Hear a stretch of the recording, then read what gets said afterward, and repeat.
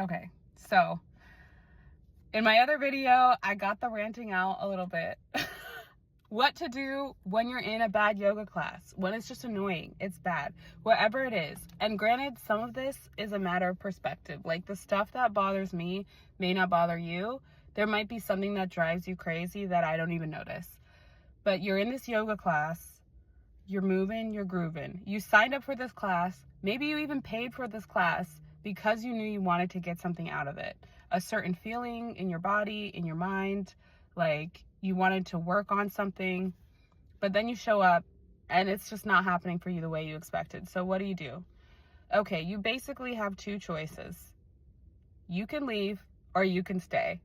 And both of those are valid. So first of all, leaving a yoga class is an option. And I want to call this one out because a lot of us are people pleasers and the yoga teacher is really nice and everyone in the class is moving along, following her instructions, his or her instructions. And you feel like a bad person if you just leave. And like, I want to tell you, this is your life, okay? You don't belong in places you don't want to be. If you really don't want to be there and you want to leave, you can do that, and you should not feel any guilt or any shame in making some excuse and exiting the room. You can say, I'm sorry I have to be somewhere. I'm sorry, like, something's happening in my body and I want to go. That's actually true. Your body doesn't want to be there. That's the thing that's happening. You don't have to go into those details. You can be kind. But option number one, right? You can leave without guilt, without shame, knowing that you honored yourself. Honoring yourself is a beautiful practice. Okay, option number two, you can stay. And if you're choosing to stay in a yoga class that is annoying and you don't like, know that you're doing that as a choice. Know that you're choosing that. And then from this place of like empowerment, like this is my yoga class, I'm going to get out of it what serves me, you can begin to look for opportunities for either one, self-compassion, or two, compassion towards the teacher, which ultimately compassion is compassion, y'all, whether it's towards yourself or towards the teacher. So self-compassion, what might that look like?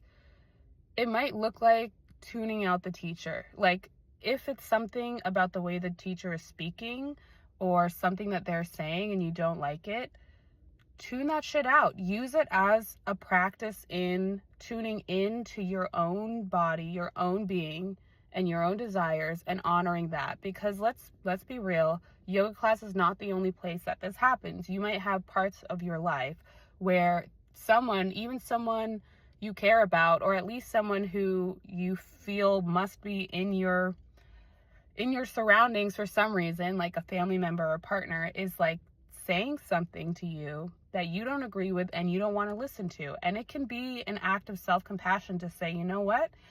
As loud as this voice is in my space, I'm going to practice withdrawing my senses from it. Withdrawal of the senses is a yogic principle. It's called pratyahara. Withdraw the senses and tune into your inner voice. What do you need? What do you want? So like, for me, in a class I was taking, I felt like the teacher was just moving at too slow of a pace. Like my body had energy it needed to release. That's why I signed up for a heated vinyasa class. Okay, I expected to release this energy, and the teacher was just moving at a pace that was too slow for me. So I just went at a faster pace. I just made it more difficult as far as like faster pace, more difficulty within the postures, because that's what I wanted. And that's a beautiful practice, and it's a beautiful example to set as well.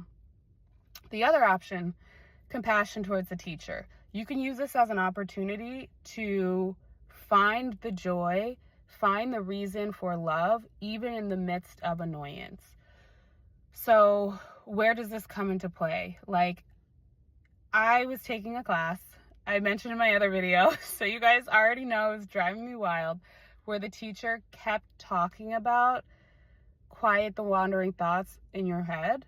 And that was actually distracting me from the silence that I think they were trying to cultivate, because they kept talking about it, you know, like it was like counterintuitive.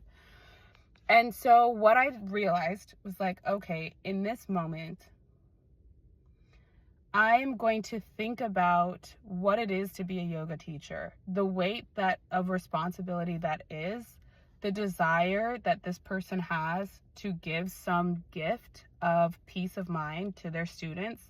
That's where that's coming from. That's why they kept repeating that phrase. Some part of them wants to give this offering to their students, and it's just like the execution was off, right?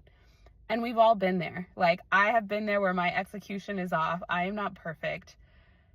And I am worthy of being loved and being respected, even when my execution is off.